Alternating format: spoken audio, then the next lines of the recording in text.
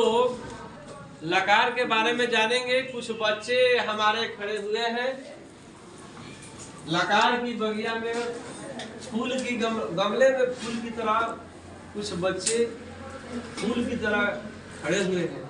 और आज हम लकार के बारे में बच्चों के माध्यम से जानेंगे, जिसमें दो बच्चों के बीच वार्तालाप होगी और संगीत के माध्यम से हम लट लकार की पहचान करेंगे। चलिए अब आप अपना पूछताछ करें। क्या तुम जानती हो कि संस्कृत में लकार कितने होते हैं? हम जानते हैं, संस्कृत में लकार 10 होते हैं, लेकिन हम 5 ही का प्रयोग करते हैं। कौन का? लट लकार, ऋत लकार, लोट लकार, लंग लकार और बिजली। लट लकार क्या होता है? लट लकार मतलब वर्तमान काल। लोट लकार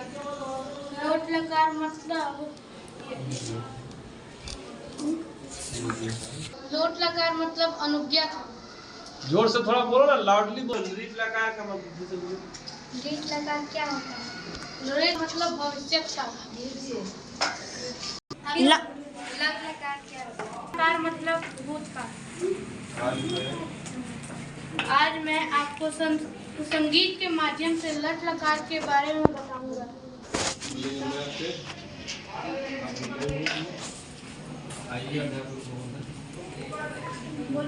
आइए अध्यापक महोदय।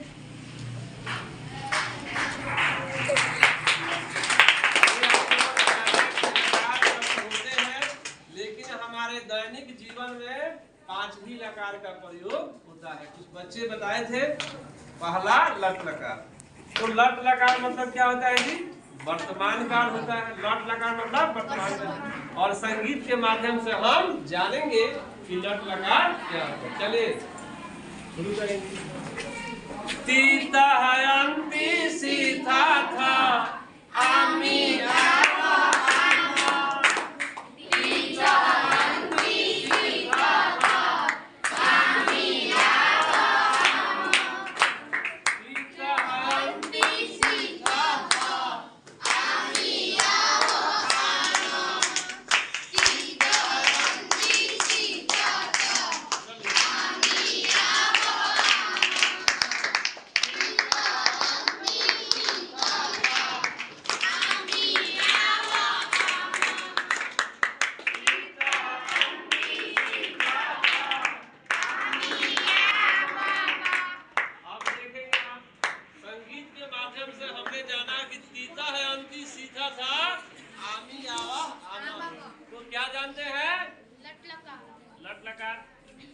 मतलब कि जिस क्रिया के अंत में यदि ती रहे तह। जरा आप बताएं कैसे?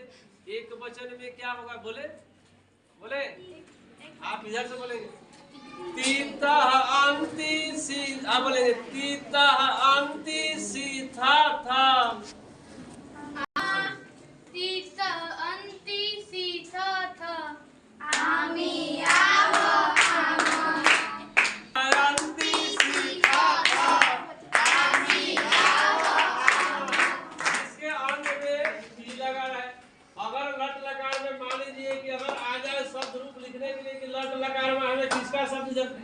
लट लकार में किसका शब्द रूप बेटा लिखना है?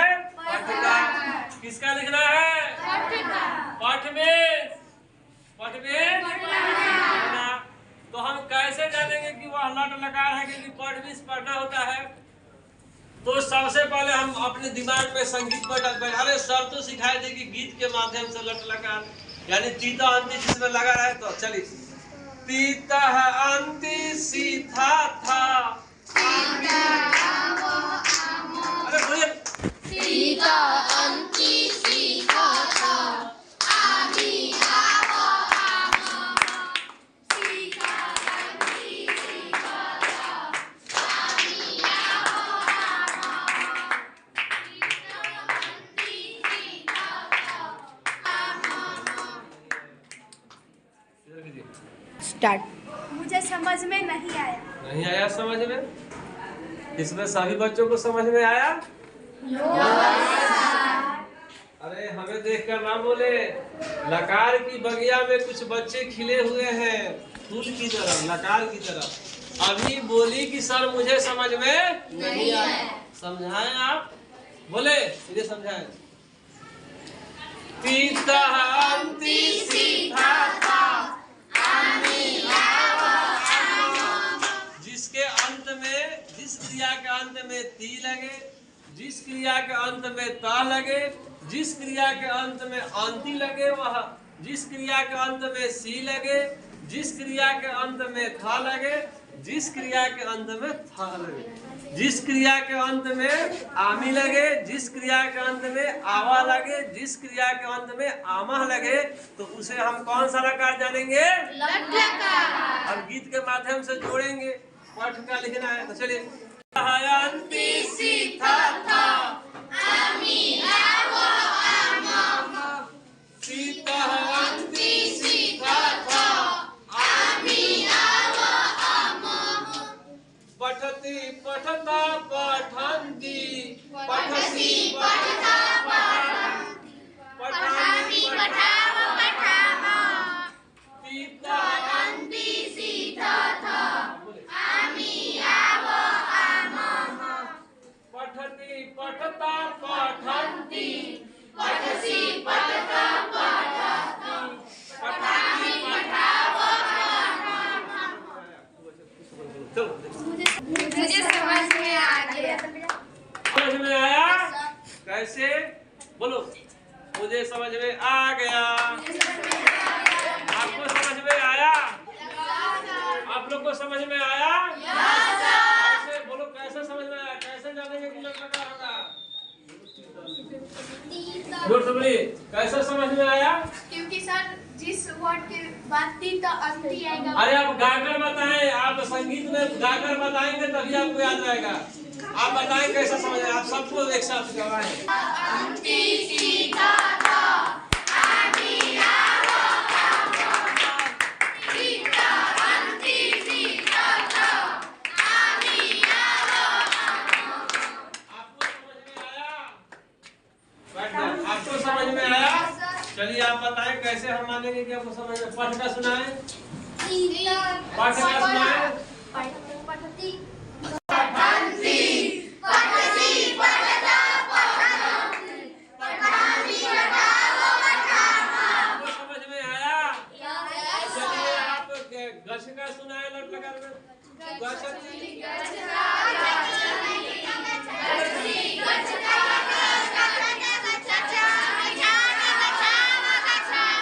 आपको समझ में आया? आप खड़े हो जाएं। चलिए आप बद का लट लकार में सबको एक साथ पढ़वाएं, सुनाएं। पठती पठत पठन्ति, पठसी पठत पठन्ति, पठामि पठाव पठामा। बोलो हमें समझ में आया?